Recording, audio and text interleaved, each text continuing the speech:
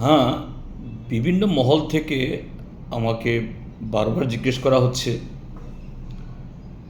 গত 17 April ADC নির্বাচনের ফল প্রকাশের পর যে নির্বাচনোত্তর সন্ত্রাস হচ্ছে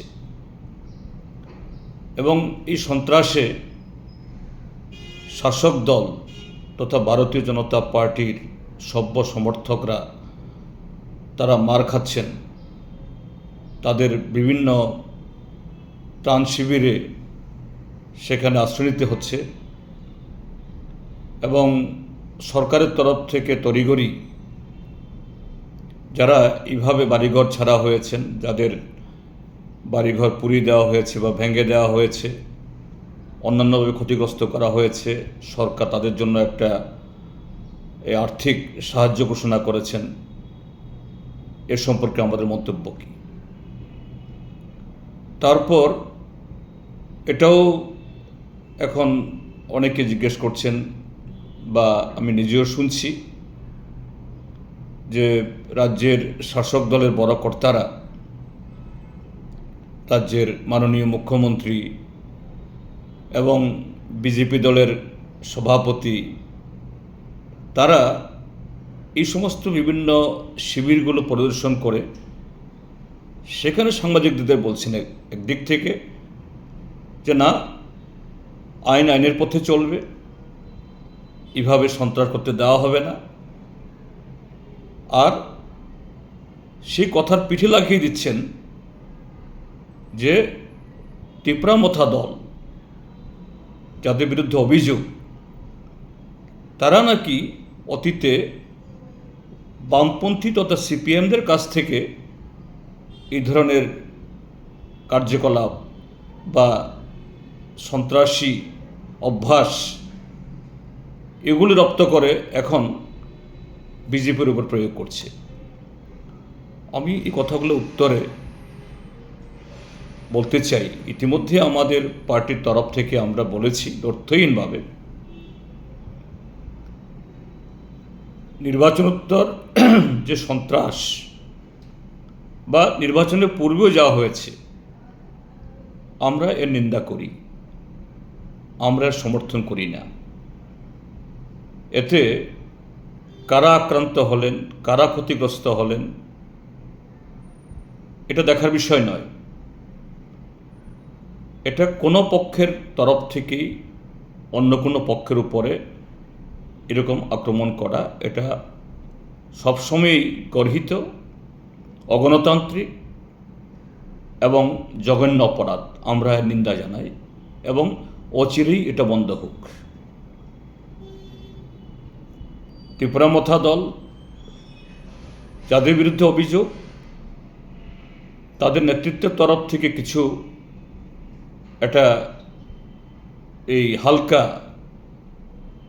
এরকম একটা মন্তব্য করে দিলে হবে না, এ হাঙ্গামা বন্ধ করো, শান্তি কায়েম করো, এটা বললে হবে না। যে কোনো দলে হোক, তাদের নেতৃত্ব, তাদের মাঠে যেতে হবে, নিচু তলায় কর্মীদেরকে বিরত করতে হবে। এটা প্রশাসনের যেমন দায়িত্ব, ঠিক তেমনি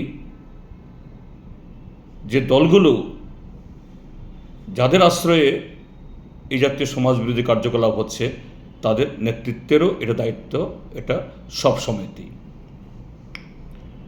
দ্বিতীয় কথা হলো, রাজনৈতিক সন্ত্রাসী হোক বা যে কোনো কারণে যদি কোনো পরিবার ক্ষতিগ্রস্ত হন, হ্যাঁ অবশ্যই সরকার তাদের আর্থিক সাহায্য দেওয়া, এটা সরকারের কর্তব্য, তাদের পাশে দাঁড়ানো, যে দলেরই হোক।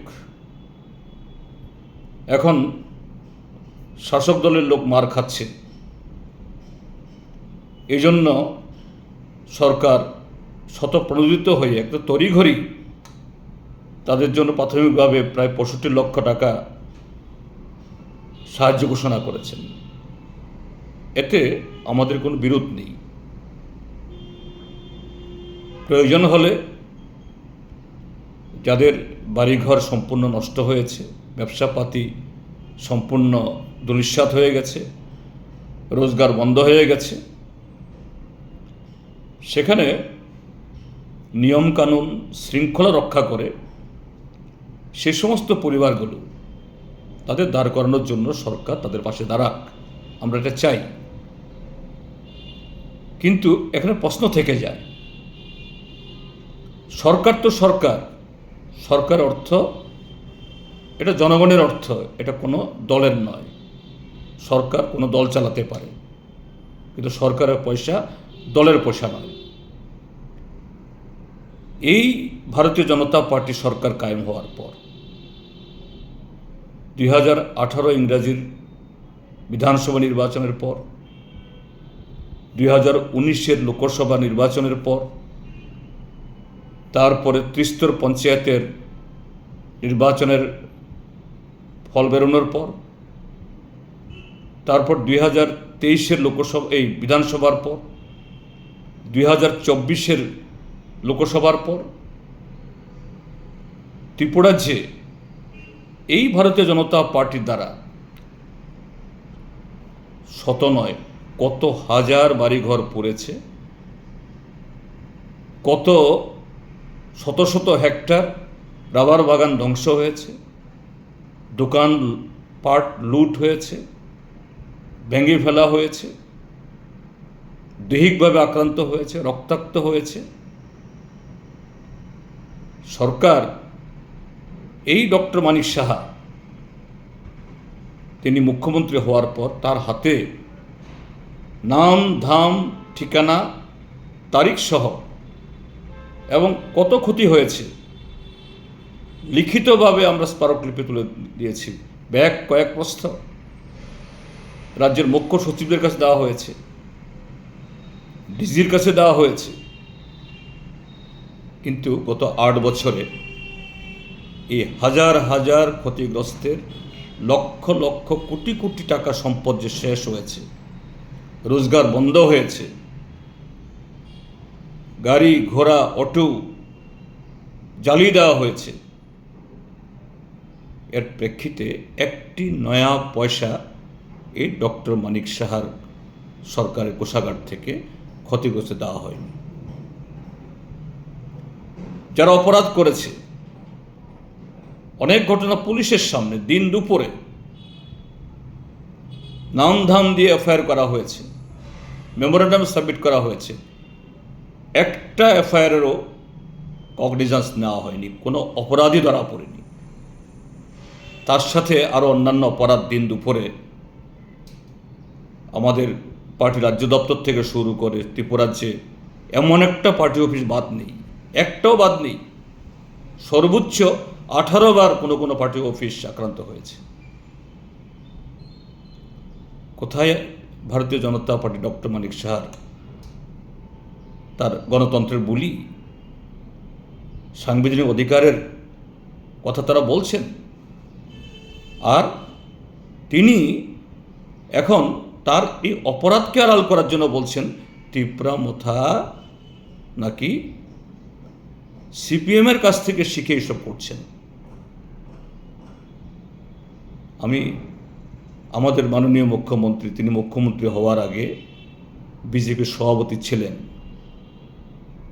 18তে তিনি সভাপতি ছিলেন না, কিন্তু তার পরবর্তী সময়েতে 19, 23, 24 তিনি সভাপতিও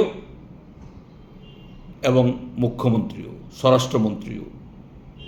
যদি ত্রিপুরাজ্যে এই নির্বাচনোত্তর সন্ত্রাসের এবং রাজনৈতিক সন্ত্রাসের কেউ যদি বড় অপরাধী হয়ে থাকেন, তিনি আমাদের মাননীয় মুখ্যমন্ত্রী ডক্টর প্রফেসর মানিক সাহা। তিনি যতই বদলোকের মতো কথা বলতে চান না কেন, তিনি অপরাধ লুকাতে পারবেন না। আজকে মথার সাথে আক্রান্ত হচ্ছে, এই জন্য আমরা খুশি হয়েছি না, মোটেই না। কিন্তু আমি বলবো এই ক্ষেত্রেতেও প্ররোচনা সৃষ্টিকারী এই ভারতীয় জনতা পার্টি, এবং সেই ক্ষেত্রেতে প্রধান ভূমিকা নিয়েছেন এই মাননীয় মুখ্যমন্ত্রী। 28টা 28 দখল করবেন, এডিসি দখল করে নেবেন এবং গত 12 এপ্রিল নির্বাচন হওয়ার আগে যেভাবে বিভিন্ন জায়গাতে উস্কানিমূলক বক্তব্য রেখেছেন তারই পরিণতি। কাজেই তারপরেও বলবো না, একজন উস্কানি দিয়েছে বলে সে উস্কানিতে পা দিতে হবে, এটা অন্যায়। কাজেই আমি বলবো যে বিভিন্ন মহল থেকে প্রশ্ন আসছে আমার কাছে যে এই সন্ত্রাস বন্ধ হোক, যারা সন্ত্রাস করেছে তাদের বিরুদ্ধে আইনানুগ ব্যবস্থা নেওয়া হোক, এবং যারা ক্ষতিগ্রস্ত হয়েছেন, শুধু এবার যারা বিজেপির লোক এতে দিলে চলবে না, 18-র পর থেকে যে হাজার হাজার সিপিএম সহ বিভিন্ন দলের লোক ক্ষতিগ্রস্ত হয়েছেন, সমস্ত মেমোরেন্ডাম আছে সরকারের কাছে, নথি আছে, সেগুলো তদন্ত করার মধ্য দিয়ে তাদের ক্ষতিপূরণের ব্যবস্থা করা হোক। তা না হলে এটা হবে একতরফা অন্যায়, এবং জনগণের কাছে এটা ভুল বার্তা যাবে যেন এই সরকারটা শুধু for the BJP, of the BJP এবং অনলি বিজেপি, এটা মোটে হওয়া উচিত নয়। এ হলো যে প্রশ্নগুলো আমার কাছে এসছে সে সম্পর্কে আমার বক্তব্য। ধন্যবাদ।